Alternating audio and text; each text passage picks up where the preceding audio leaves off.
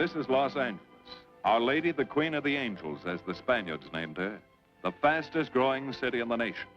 It's been called a bunch of suburbs in search of a city. And it's been called the glamour capital of the world. A mecca for tourists. A stopover for transients. A target for gangsters. A haven for those fleeing from winter. A home for the hard-working. It is a city holding the hopes and dreams of over 2 million people. It sprawls out horizontally over 452 square miles of valleys and upland, of foothills and beaches. Because of that vast area, and because of a population made up of people from every state in the Union, Los Angeles is the largest police beat in the country, and one of the toughest. We're going to take you into the city hall where police headquarters are located. Here in communications are the ears and voice of the police. The lights on the complaint board flash 24 hours a day. Citizens reporting a prowler, a lost child, a man molesting a woman, an auto accident, a wild party. Spend an hour or two here and you will think the whole city has gone berserk. Minute by minute, the orders go out to the radio cars in the far-flung divisions. Watts and Wilshire and West Los Angeles. Hollywood and Hollenbeck Heights in North Hollywood. The work of the police, like that of woman, is never done. This is the case history of a killer, taken from the files of the Detective Division. The facts are told here as they happen. The story properly starts here in Hollywood Division headquarters at 1 o'clock of a June morning last year. Officer Robert Rawlins had finished his tour of duty and signed out. It had been a tough day. He'd be glad to get home. His wife would be waiting up for him as she always did.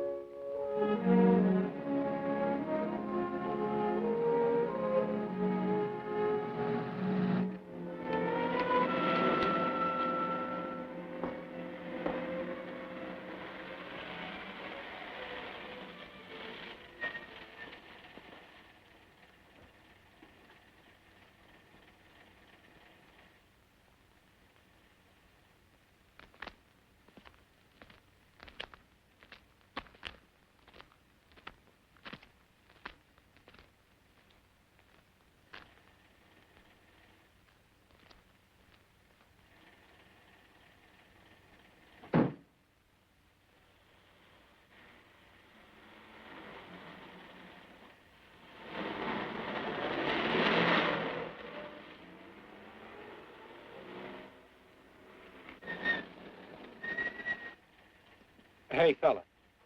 Come here. What were you doing back at that radio shop? Just looking. I was on my way home. Live around here? Yeah, a couple blocks down. Let me see some identification. Sure. Yeah, I guess I forgot my wallet. Look, lad, I've got to see some identification. How about my Army discharge? I got it right here.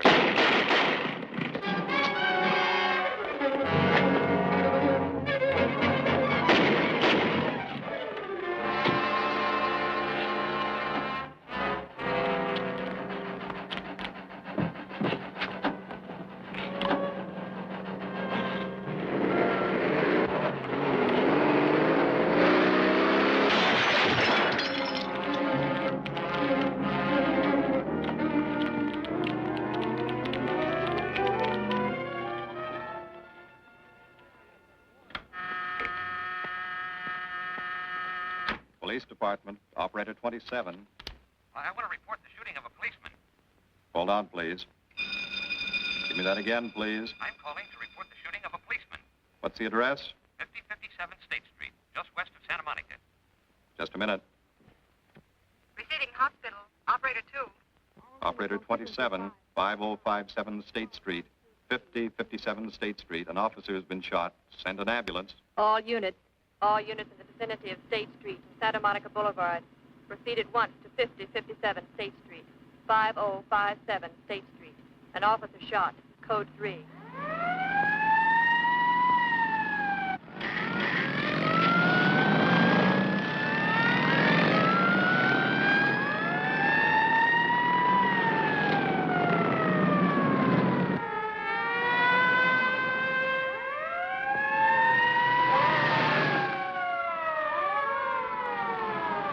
ADK to Control 1. Control 1 to 80K. Go ahead. This is Breen. Instruct homicide to throw out a Dragnet and pick up all suspicious characters in the area of the shooting. Also notify Sergeants Marty Brennan and Chuck Jones to report to me at the scene of the crime. Control 1 to 80K. Roger.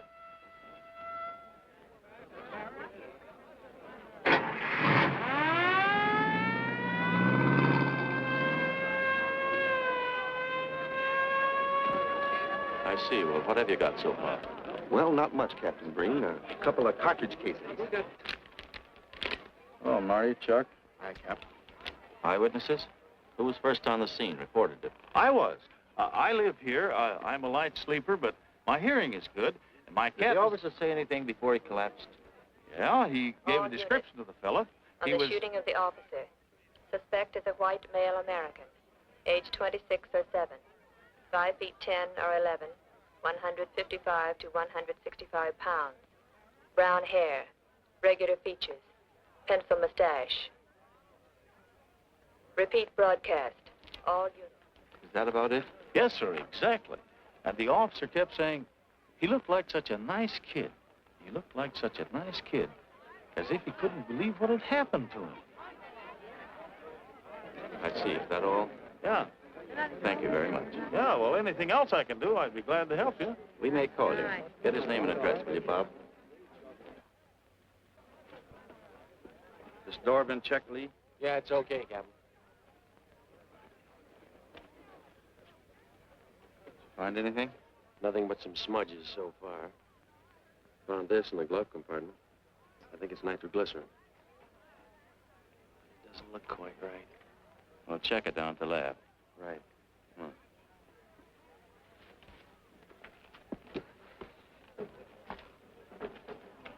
Open this up, Joe.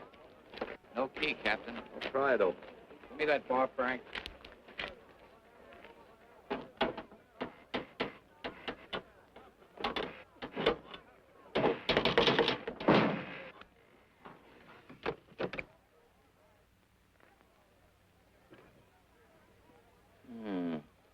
Regular arsenal. Yeah, get a load of that. What is it? I don't know. It looks like some kind of an electrical device. United States Navy. It's either stolen or war surplus. Send all this stuff down to the lab and check the serial number on that Navy equipment. Yes, sir. Captain Breen. We found these in the weeds over by the radio store. What do you got? A pair of cloth gloves, Captain. Well, he thought of everything, didn't he? All right, give him to one of the technicians. Yes, sir. Marty, you and Chuck come along with me. Let's go downtown and see what they picked up in the Dragnet. Right.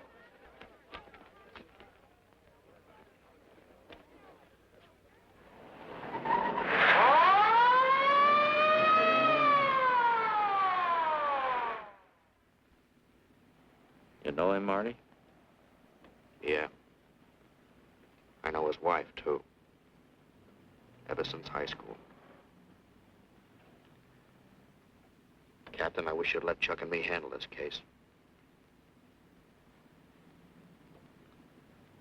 All right. I don't want any dead heroes. I just want the man who shot Rollins. The suspects began to arrive at headquarters in droves. The police tossed every motel and hotel and many private homes in a 4-square-mile area around the scene of the shooting. Every available radio car and patrolman and detective was out on the Dragnet. The strings were being drawn tighter and tighter. Many a man returning from a date or a late party or a poker game surprisingly found himself in a squad car, its siren screaming as it brought him to the detective bureau. The Dragnet gathered in some strange fish, and many ordinary ones.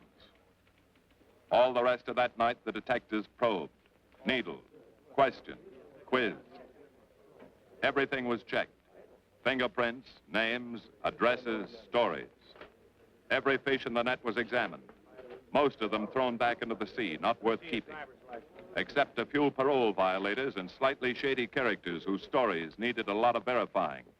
I wasn't prowling no cards. Just taking a walk, you know, getting in condition. You were running when the radio car picked you up. Yeah? Maybe that's why the guys call me Punchy. He's got a point there. 2 felony convictions, no warrant, no warrant. He's on parole. Book him, violation of parole. Let's have the next one, Joe. What were you doing in that vacant lot? The vacant lot. Lot? What were you doing in it at that time of night? Niệm của mình cũng cho lo ngồi ấy xì hữu nội là ngồi ấy 30cái年 bị luật dưới lại của ngồi sinh thành nghĩa ngồi thành ca thì giờ ngồi tù lừa đảo sang gì. You say your name is Ralph Henderson. So what? Well, you know, it's a funny thing, Ralph. There's a guy around this town that's been wearing your fingerprints. Only his name is Pete Hannon. Okay. So I'm dead. So what's one more confession in my life? Now you're talking, Hammond. Okay, Andy. Hello, Harry. What have we got here? Oh, some robbery suspects. Candidates for San Quentin. Handsome here is the big shot. He runs the outfit. Have a gander at his record. Car theft, escape from reform school, robbery, assault with a deadly weapon. Not bad. Look at the heater we found on him. German Luger, fully loaded. Redhead here tried to carve up one of the arresting officers with this pretty toy. Nice boys. By dawn, many minor wrongdoings had been uncovered, and a few incipient felonies. The checking of the suspects had been thorough, painstaking, and tedious. But all the work was for nothing. The man who had shot Officer Rollins was not among them. He remained no more than a description, a shadow of a man, mysterious, elusive, deadly, hidden away somewhere in the vast city. As for Rollins himself, he couldn't help. He was in a coma at receiving hospital. Mrs. Rollins waited out the long, tense hours while her husband fought to live. Many another officer's wife had so waited. Many another will. The word came shortly after sunup.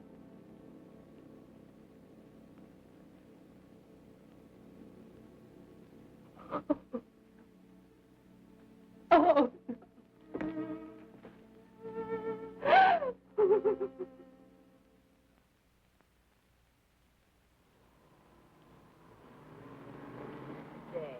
A white male American, 26 or 7, 5 feet 10 or 11, 155 to 165 pounds, brown hair, regular features, pencil mustache. This was no frightened fugitive. What went on in his mind? Why had he set his hand against his fellow men, taken the life of another, of a stranger, of a man who was merely doing his duty? He must have some plan, some goal that called for sudden death to anyone who got in his way.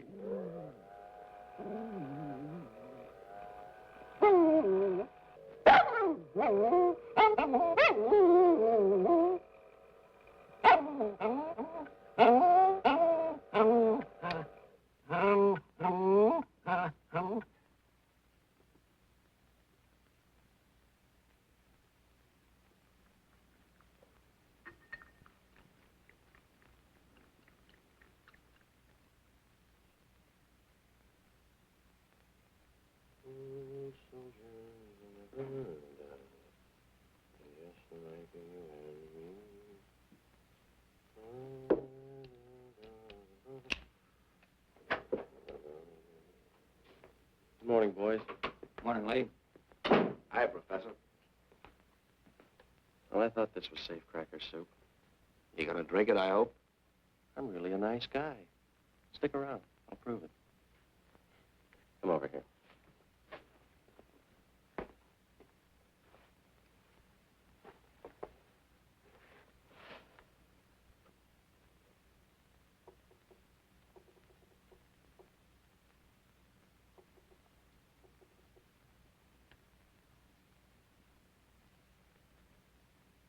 Hold this for me, will you, Chuck?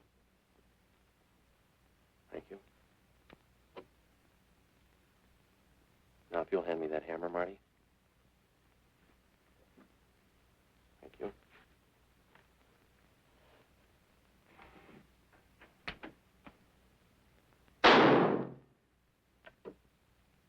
Yeah. Nitroglycerin. I didn't ask for a collection of fingers, just fingerprints. All those nice fingerprints on the car belong to the man it was stolen from, Cap. Nothing on the guns or picklocks? Not even an interesting smudge. The gloves? Common type, worn by undertakers. I'll check on them. They won't show anything. What did your scientific test show? A couple of little things. Tool identification on these picklocks. I got one under the scope. You want to take a look? Yeah.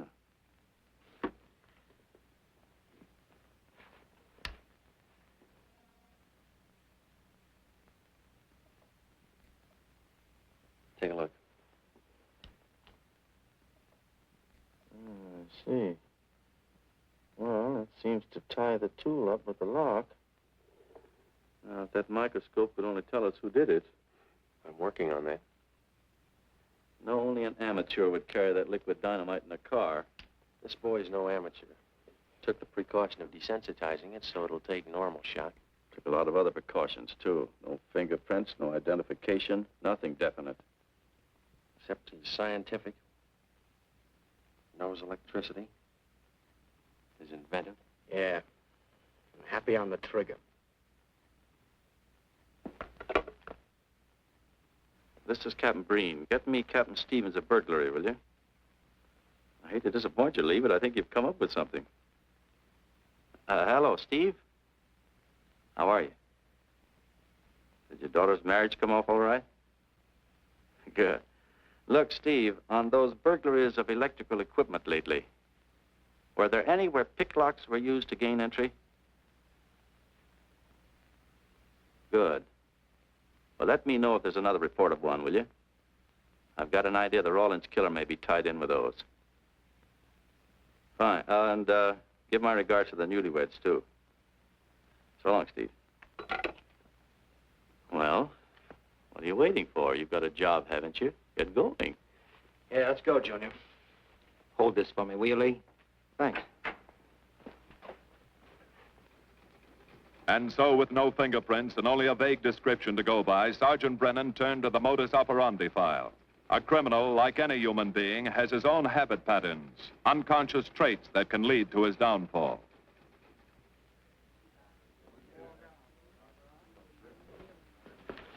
Well, there you are, Junior. List of burglars who use picklocks for entry. Oh, great. This narrows it down to just a couple of hundred suspects in this area. Give me a match, will you? That may not be so bad. This guy's improved on the system. Maybe he's left his trademark on some other job. Well, here we go, legging it all over town, asking a million questions. What you paid for, isn't it? Am I paid to associate with you, too, Junior? You could do worse. Not this year. Come on.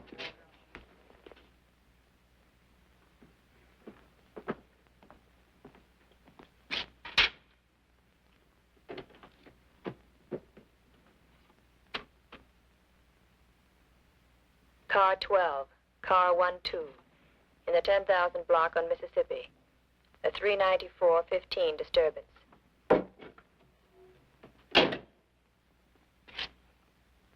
Car 80K, code 1.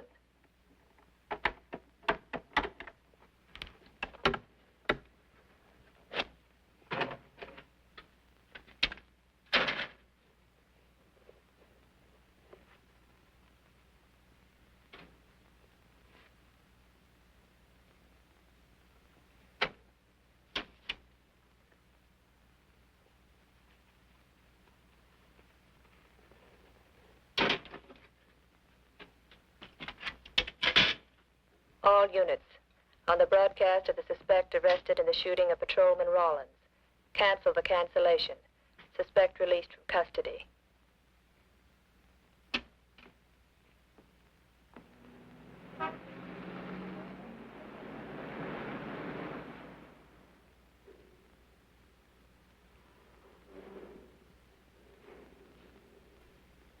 Oh, hello, Mr. Martin. You find Mr. Reeves in the machine shop.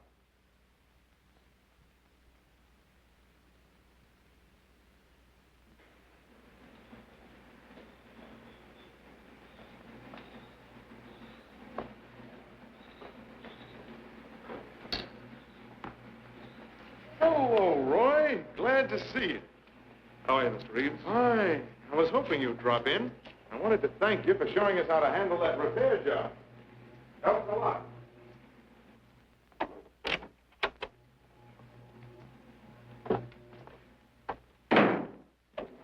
Well, what have we got this time?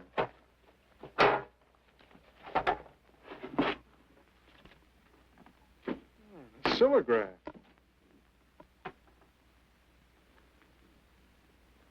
Well, there are plenty of these around, Roy. Not like this one. Yes, I see. I suppose, as usual, you've added your own improvements.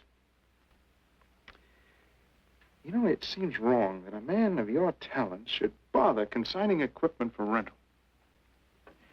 I'd like to see you devote yourself entirely to experimental electronics. It'll come one day. I'll have a place like this. Well, why wait? I've got a pretty good setup here. You'd have modern equipment to work with, a lab, and my confidence. Thanks, Mr. Reeves. I have other plans. But, Roy, you can't tell where it'll lead. Might even work your way around to a percentage of the business. I like it this way. You just rent out my equipment. All right. All right. But if you should change your mind... I'm not likely to change my mind. I suppose you want me to set this up for rental, too. Mr. Reeves, you've already got 5 pieces of my equipment. And you'd like to know what results I've had from the rental so far, Well, I can't say as I blame you. I think you'll find this satisfactory. Satisfactory. Goodbye, Mr. Reeves. And you'll come back again soon, won't you? Sure. Oh, incidentally, how's that television projector coming along? The one you said would reflect a 12-foot image. Still working on it. I just wanted you to know I've already set up a rental on it. In fact, I think they'd like to buy. It'll come pretty high. Oh, money's no consideration with this customer.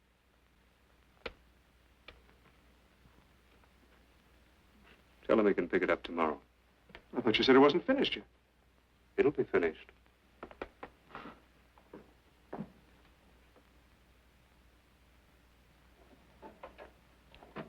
It uses an image fixer and then projects by ordinary incandescence. Roy, this is the best television projector I've ever seen.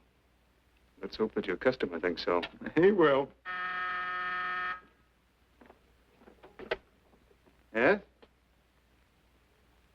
Send him right in, Charlotte. There, you see, our customer is here, begging for the privilege of buying. Better be running along. I'm not much good at business. Oh, but Roy, he'll want to congratulate you.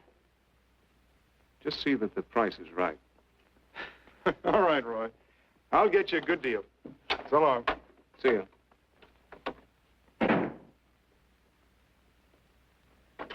Well, Mr. Dunning, come in. Isn't it a beauty?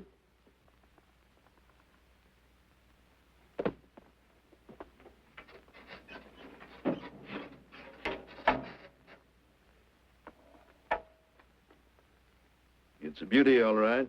You like it? I certainly do like it. You see, it's mine. What do you mean? Let me have the police. I built it.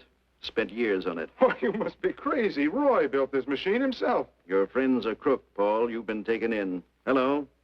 Give me the burglary detail. Dear Jim, regarding your inquiry on a .38 caliber Smith & Wesson revolver, sale... Oh, come in, boys. Burglary detail just sent this report through. It's a man named Dunning reports tracing a stolen television projector to the Reeves Electronics Lab. Think it's a tie with the Rawlins case? Well, take a look at this fellow Reeves and see what gives. I'll notify burglary we're following up on it. Right. Come on, Junior. What else did he place with you for rental? Oh, a number of things. All war surplus that he bought on his veterans rating. Oh, is this more of his equipment? Yes. Yes, he left it here on consignment. I'm sure that Roy can explain everything. Well, maybe he can, Mr. Reeves, if you'll tell us where he lives. But I don't know. Mr. Martin's on the phone, sir. I'd better talk to him. I think so, Mr. Reeves. I'll take it in the superintendent's office.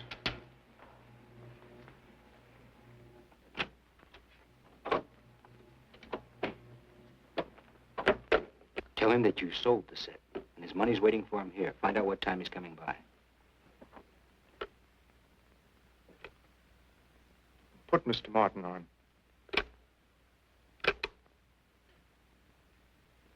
Hello, Roy?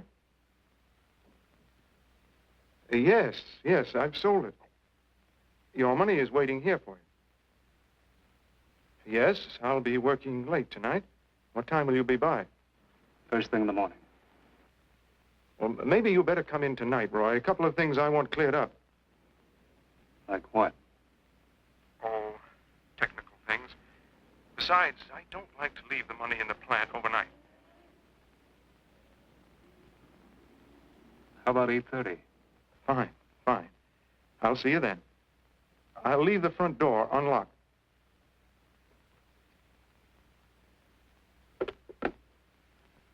You'll be here at 8:30.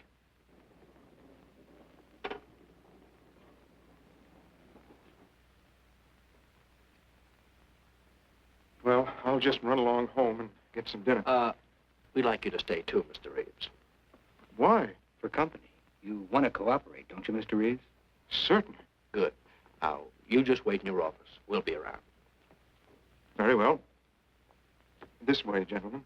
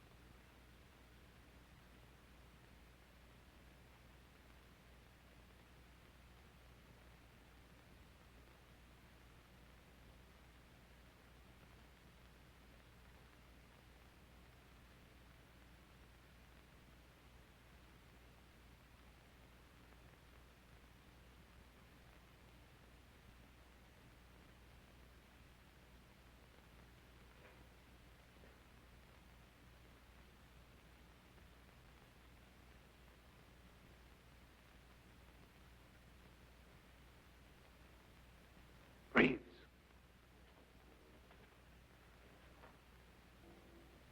that you, Roy?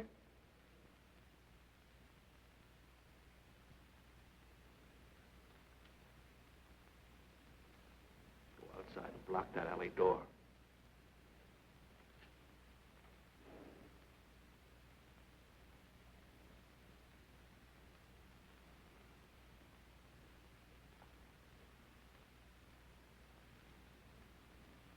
Where are you, Roy?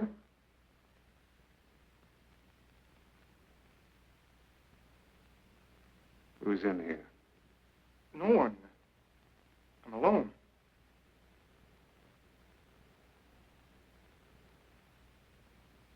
Come on in. I've got your money for you.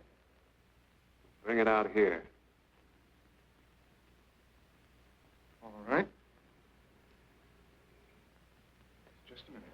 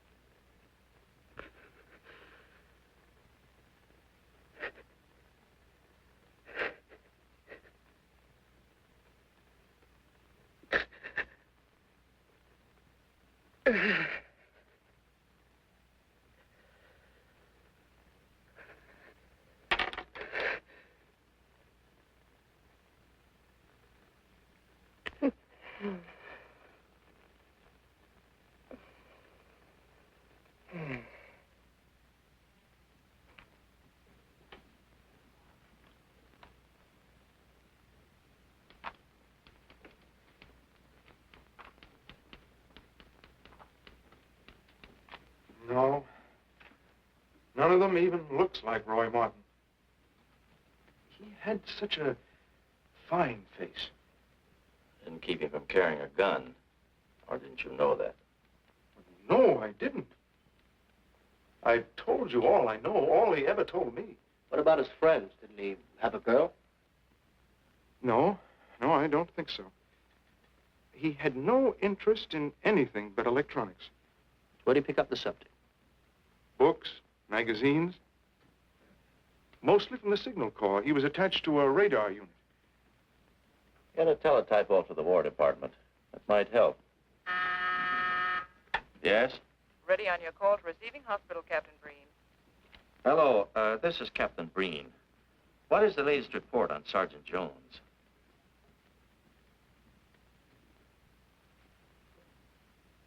I see. Well, let me know if there's any change, will you? Thanks. Chuck's in pretty bad shape, Marty. He's paralyzed. May never walk again.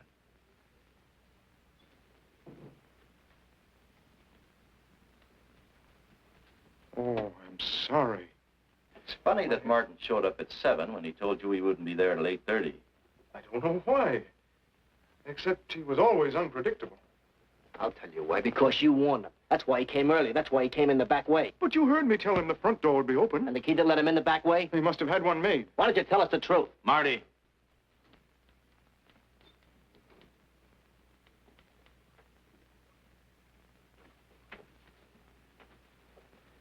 Now, look, Paul. You can make it a lot easier for us to believe your story if you'll just give us some facts. Something that might help us. I told you all I know. I've been gullible, all right, letting him make a fool of me. But I'd do anything to make up for what he did to Detective Jones. Sure you would. You can go now. Oh, thanks. Thanks. My friends, they can vouch for my character. That's good. We'll call you if we need you. Thank you very much. I think he's telling the truth, Marty. I think he's just gullible, like he said. What about the stolen stuff he was trying to peddle for Martin? We'll use it for bait. Maybe Martin will come back for it. Then we can ask him. Here. Nevertheless, I want a 24-hour tail put on Reeves, and I want a watch on his home and his factory. Right. You can keep those. Okay, Cap.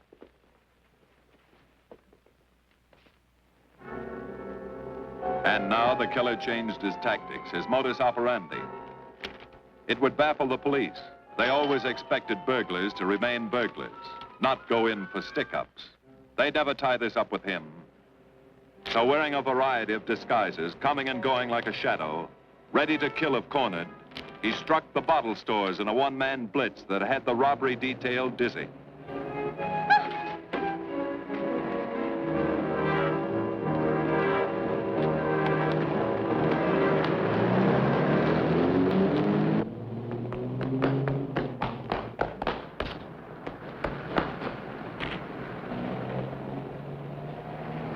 The killer, always resourceful, always thinking along lines that would baffle his hunters, had discovered an ideal avenue of escape.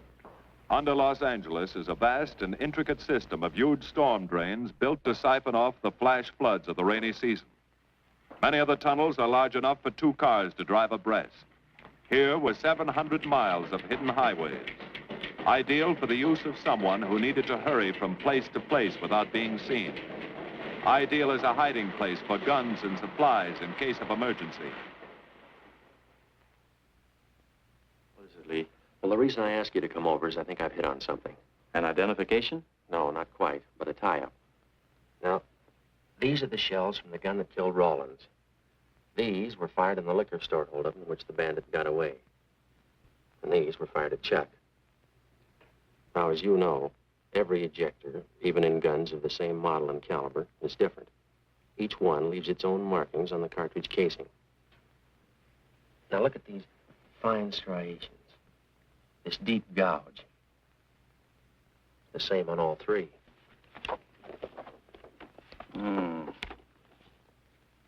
In other words, the man who killed Rawlins and the man who shot at Jones and Brennan, the stick-up who's blitzing the liquor stores are all the same man. Right. All we need to know is what that man looks like. Get me Chandler in robbery, will you? I've got an idea about that.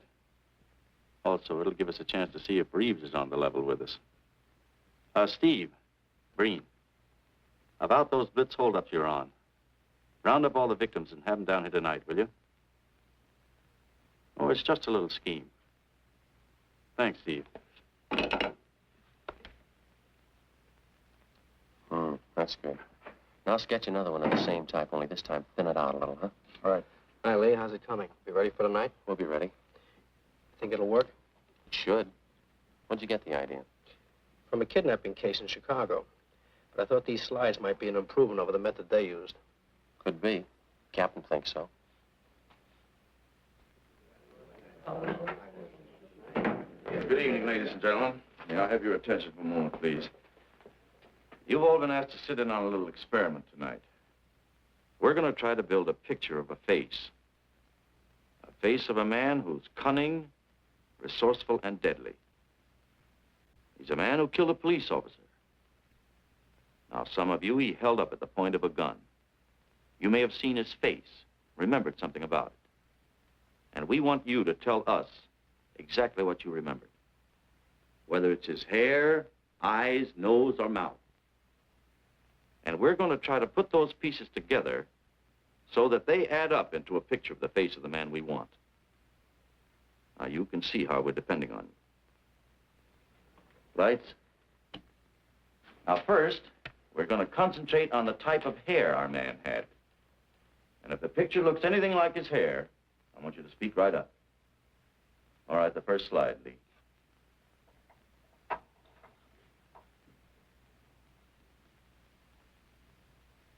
His hair had waves in it, well-groomed. That's the idea, Miss Smith.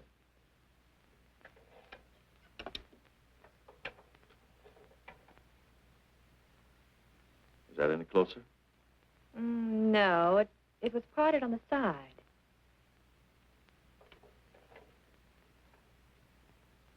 Oh, that's more like it, except it was thicker.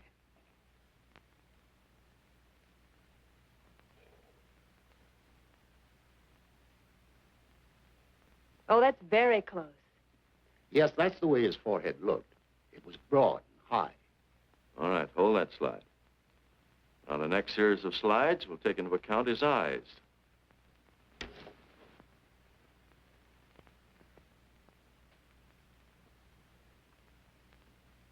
Oh, 1 minute, please. Wait, 1 minute. His eyes were a little like that. Maybe a little smaller, like beads. Go on, Lee.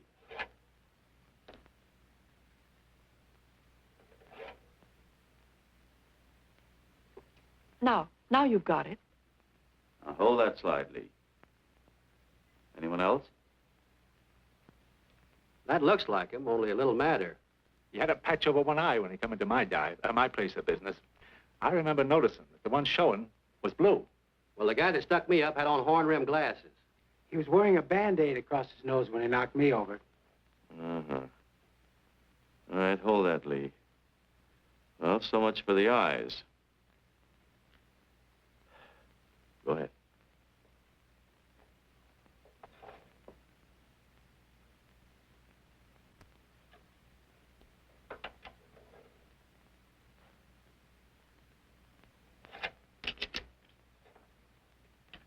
Señor Capitán. Yes, Miss Montalvo? Ay, ¿cómo se dice en inglés? A sus órdenes, señorita. Ah, qué bien. En este bandido, la nariz fue chata, como aquella, pero un poco más chata y más ancha. Like that, Captain, but more snub, wider. Try another one, Lee. Como aquella. Casi la misma. She says that's about it. Thank you very much, Miss Montalvo. Get Reeves. Any more comments? That's pretty close, all right. Pretty close. Perfect. All right, now we'll start on the mouth and chin. The next series, Lee. I think his lower lip stuck out more. The mouth was thin and mean, like it never laughed. Go ahead. Something like that, but thicker lips. There. That's it. That's him. All right, now hold that right there, Lee. Oh, come in, Mr. Reeves. Good evening, Captain. Did you ever see that face before? Why, it's Roy. Except for the hair being a little lighter and the eyebrows heavier, it's Roy. You're sure? I'm positive I'd know him anywhere. Lee, I want a retouched photograph. Now lighten the hair and give more body to the eyebrows. Right. Lights. That's all. Thank you very much. You've been a great help. It's positively amazing how you found out what he looks like. Well, we're looking for an amazing criminal, Mrs. Johnson. Thank you and good night. Good night, Captain. And so the face of the unknown killer, built up from fragments of evidence, was sent out all over the country. To chiefs of police, to sheriffs, to county constables and county jailers, to the wardens of prisons, to all postmasters and postal inspectors, to the agents of the Treasury Department, to the FBI. They showed that picture to the inmates of jails and prisons, to men with a wide acquaintance among the cat burglars and the violence boys. Informers and con men and sharpshooters were quizzed, those on the fringe of crime and those deep in the rackets. Many wanted to help. Nobody could. No one in the underworld recognized that mysterious face. He was as unknown as if he had lived in the 16th century.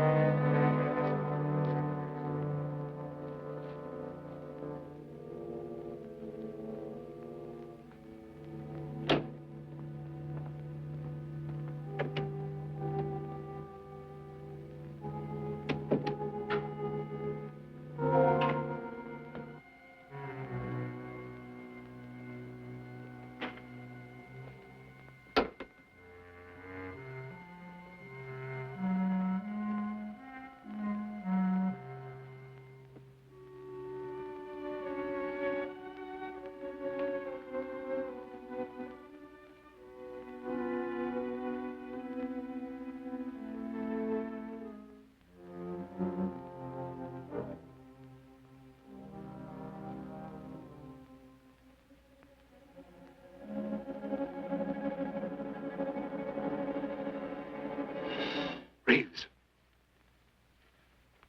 Roy. Listen carefully, Reeves. Control yourself. I know you're alone in the house. Act like you're alone. Cops are watching every move you make. The police here? They got you staked out like a muskrat hide, watching you around the clock. Here at your plant, tailing your car. Sit in that chair. Pick up 3 books.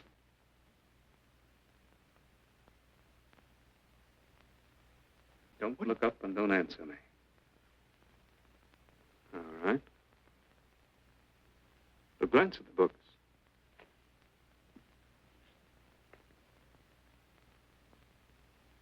Pick one of them.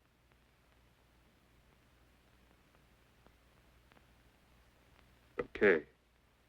Now, that's the book you want to read before you go to bed. Now, get up and turn off the lamp.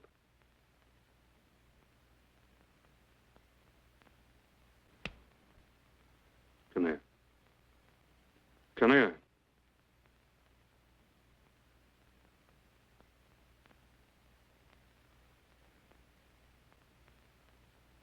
Go in the den.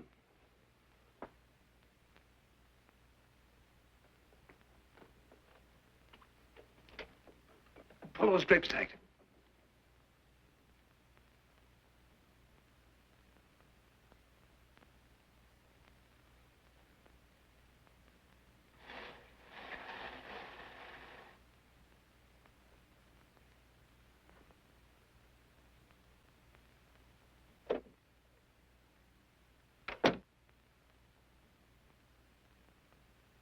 Now get away from him.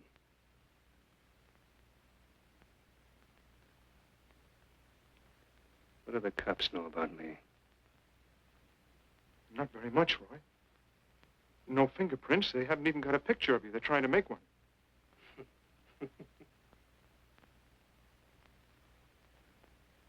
How much cash you got in the house? None. I never keep any cash in the house. It isn't good business. I suppose you think it was good business letting me walk into that trap. No, Roy, no. Don't do anything you'll regret. Now listen to me. It isn't too late. Give yourself up. Come to your senses before you kill someone else.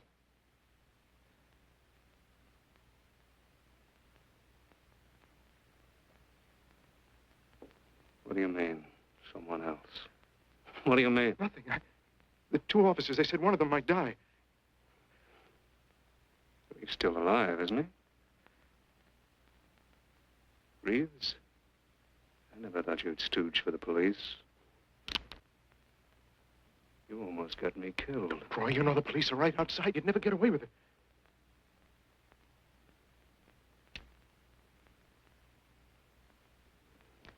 That's right. Now you're being sensible.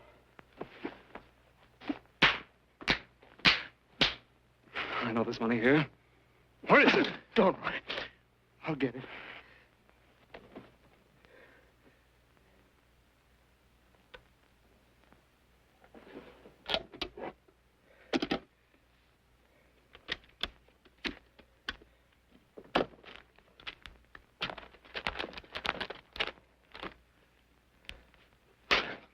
It's not enough. Stuff you've got in mind is worth thousands. I'll get more. Get it. Keep it handy. I'll be back next week, next month. But get it and have it ready. Just give me time.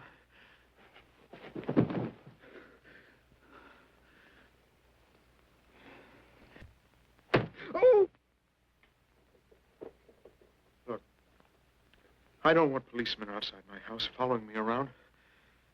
That's what made Roy suspicious. I'm leaving in the morning. I'm afraid I'll have to disappoint you, Paul. Unfortunately, you're our bait. I won't do it. I've done enough. Look, no one's done enough until we find this killer. I asked you to keep a sharp lookout on this house, Marty. I did. Two of the best undercover men in the department were assigned here. That didn't keep Martin from getting in. What's the matter? You tired?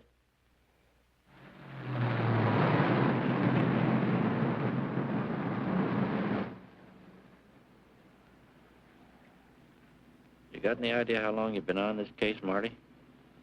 Months. Long enough to have come up with something by this time. You know any more about the Rawlins killer than you knew the first week? Yeah. And he's about the toughest nut I've ever had to crack. That's what I told the chief when he called me in this afternoon and wanted to know why the case hadn't been broken. Look, Captain. Rawlins was a friend of mine. So's Chuck. I've got a bigger stake in this than the chief knows. I'm doing everything I can. Oh, I'm afraid it's not enough, Marty. Maybe you're too close to it to see it clearly. Maybe it needs a fresh team, a new viewpoint. I think you better take a couple of weeks off, Marty. Starting tomorrow. Anything you say, Captain.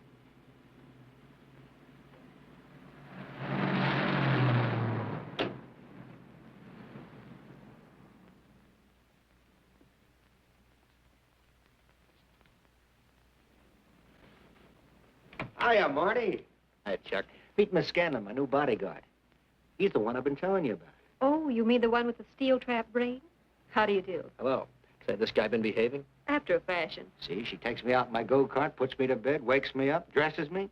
You're perfectly capable of dressing yourself now, Mr. Jones. I'll be back in a few minutes. Well, how's it been going, Junior?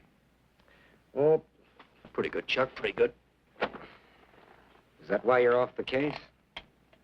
How'd you know? Breen was in to see me this morning. Oh. Suppose he also told you they put a new team on the case. He told me everything. Yeah. Let's see what his new boys dig up. Well, maybe they'll examine the facts of the case a little more carefully. What facts? That our man's sharp, that he's intelligent and works alone, that he has no record, never leaves a fingerprint and knows every move we make? Sure, plenty of facts, only they add up to nothing. Sure, forget it. You got yourself a 10-day vacation. Go on down to the beach, get a suntan. By the time you get back, the case will be broken. Isn't that what you want? You know better than that. All I know is what I hear. You sit there batting your gums about how the old man let you down. Maybe he's trying to wake you up. He's got a funny way of showing it. There you go, flying off the handle. Always taking things for granted. I wish I could get up and boot some sense into you. He knew what this case meant to me. He still does. That's why he's trying to get you mad enough to do something about it. You don't really figure that's his idea, do you? I know it is. Ah, it's a tough case, Chuck. Not an angle, nothing to go on. You'd know what I meant if you were out working with me. I have been working with you. That's all I've had to do lately, just sit around studying what little facts we have, trying to figure out who he might be. You know the kind of a guy we're up against, then. I tell you, Chuck, this guy's a genius the way he operates.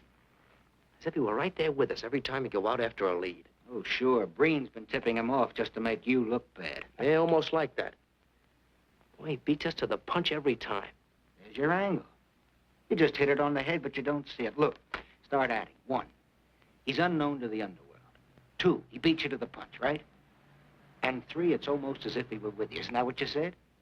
Yeah? Well, tie that up with a lot of other little things, like the fact that he uses a police gun and the accuracy of his shooting. Anybody could buy a police gun, and the Army could have taught him how to shoot. Yeah, but who taught him how the police operate? Oh, I know what you're driving at, Chuck. But a cop. Those things happen. Yeah. Now, if I were still in the case, I'd start with our own department first, then Santa Monica, Culver City, Burbank, Pasadena. See you later, Junior. Hey! Don't let him out of your sight, beautiful. It's the first time in years he's used his head.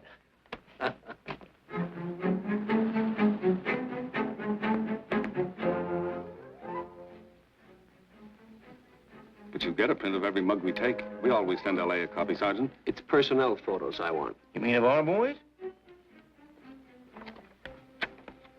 That's Roland's killer, isn't it? That's right. You've checked your own department. We did that first.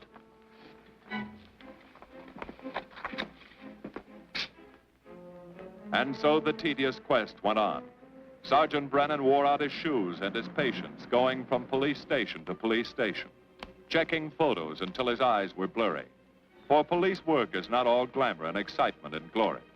There are days and days of routine, of tedious probing, of tireless searching, fruitless days, days when nothing goes right, when it seems as if no one could ever think his way through the maze of baffling trails a criminal leaves.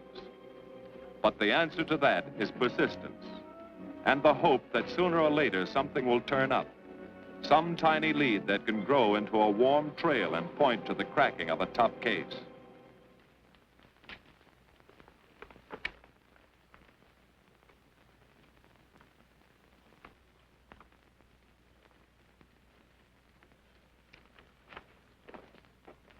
Well, that does it, boys. Can't say I'm sorry you didn't find him in here. I'd hate to think it was a cop. Doesn't seem to be anybody. Just a lot of pieces of a face that never existed. Do you mind if I see that again? Sure, frame it. Put it on your dresser. Wait a minute. He wasn't a cop. He was a radio technician right here in our dispatch office. What did you say? I'm saying he worked here in 42. Well, come on, give. I remember the kid well. He was sort of strange, never bothered with anyone in the department, just kept to himself. But he was in line for promotion when he was drafted. Where was he living at the time? I don't remember. Try the dead files. He never asked for his job back after the war. I remember writing to him about it, though. He was an excellent worker. Oh, yeah, here we are. Yeah, this is it. Took a while before he answered, but like he says in the letter, he wasn't interested.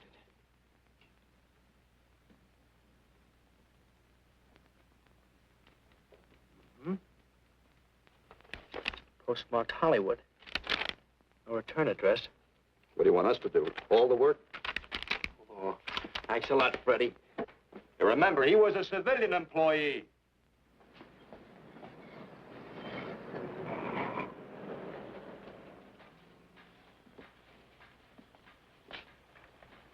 Well, how about it? Anybody recognize him?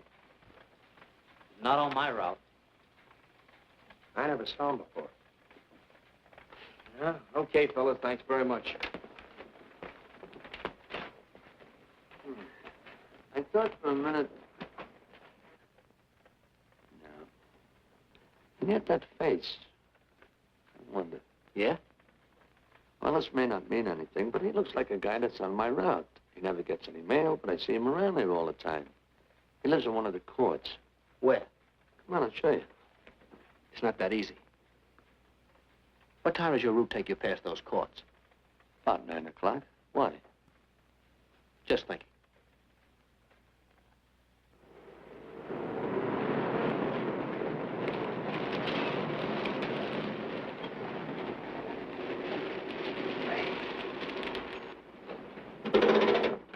You got any chocolate milk? Sure have, buddy. Yeah. Thanks. Which apartment? Straight on back. Second in the yell.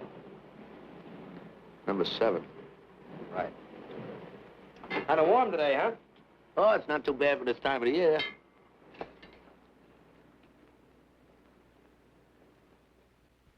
Good morning. Morning. You're new in the route, aren't you? We had a substitute. What happened to the other fellow? Sick. Oh, what's the matter with him? I don't know. I catch everything. Hear about it on the radio, and next morning I got it. Too bad. You aren't very social. The regular fellow always stops and talks to you. Sorry, Letty, I'm a little late this morning. I was hoping maybe you could help me. There's something very funny going on in this court. Yeah?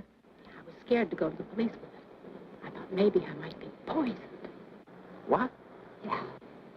By the manager. She's a witch. She's a what? A witch. She puts poison in my milk.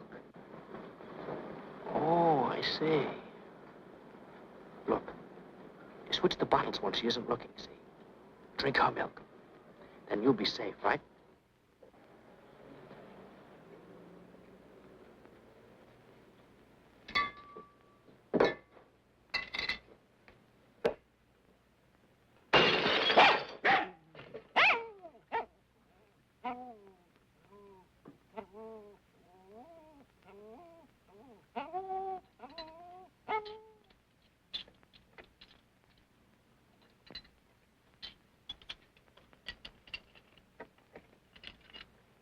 Why, I had a little accident.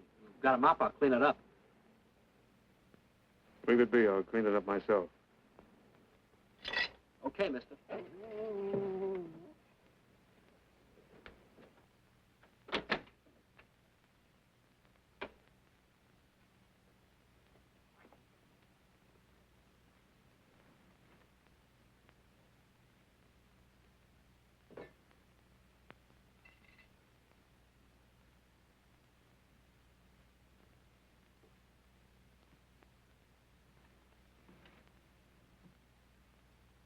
The place is called Bellevue Court. I drew this from memory, but it's pretty close. That's where he's hiding out, right there. You sure he's our man, Marty? Captain, I couldn't go wrong on that face. He's our man.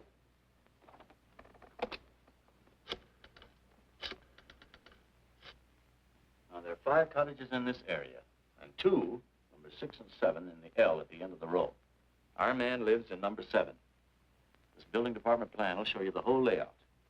It's bounded on 3 sides by Fuller, Santa Monica, and Poinsettia. Now, the court is partly surrounded by a high wall. Breen, homicide. Good. You keep your eyes open until we get there. Morgan has just gone into his bungalow alone. Any questions? All right, you all have your instructions. Let's go.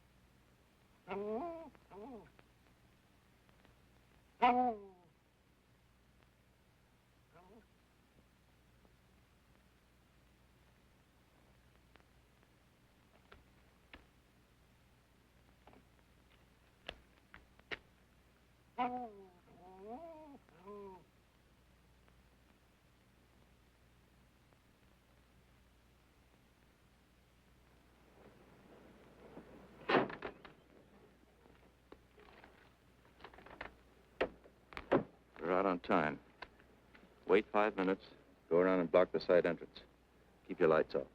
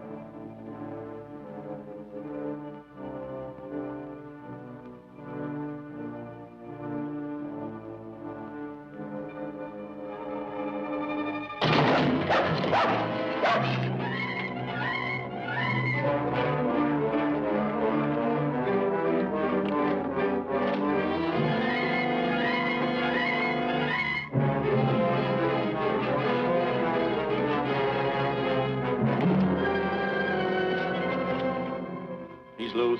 I want a radio car in a hurry.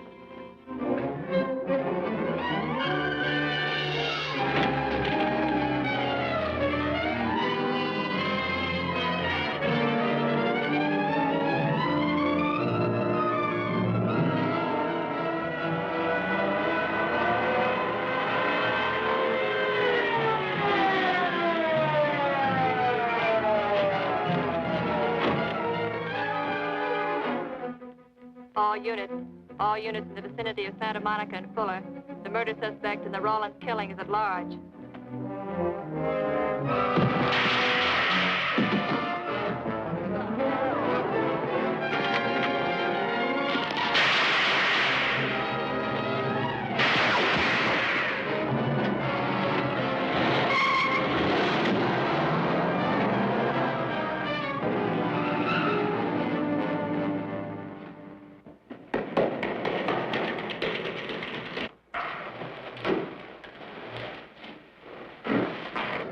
I want a map covering the storm drain system in this area. Get it and meet me at Venice and Garfield. Jones, Miller, you stay here in case he comes up for air. I want a man at every other drain entrance along this line. He's got to come up somewhere. Come on, Marty. You're driving.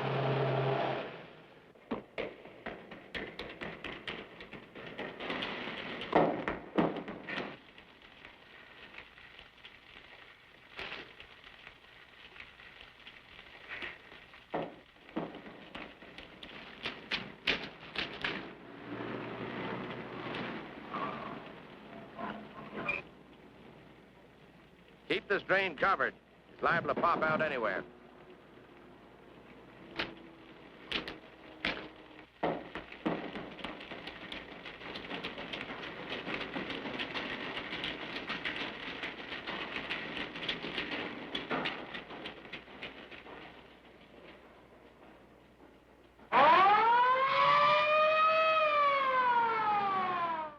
Why Venice and Garfield, Captain? It's the main intersection of the system. We can head him off that way. ADK to Control 1. Clear frequency 7. This is an emergency. Control 1 to all cars on frequency 7. Stand by. Control 1 to ADK. Go ahead. Notify homicide. Send the following to Venice and Garfield. 4 squads, battle lanterns, gas mask, tear gas. Urgent. This is a code 3. Control 1 to ADK. Roger.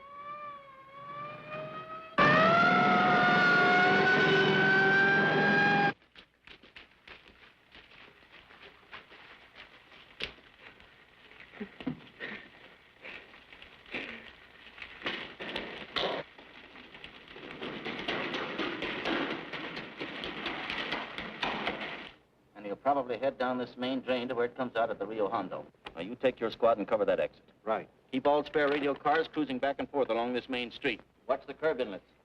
We'll go in here.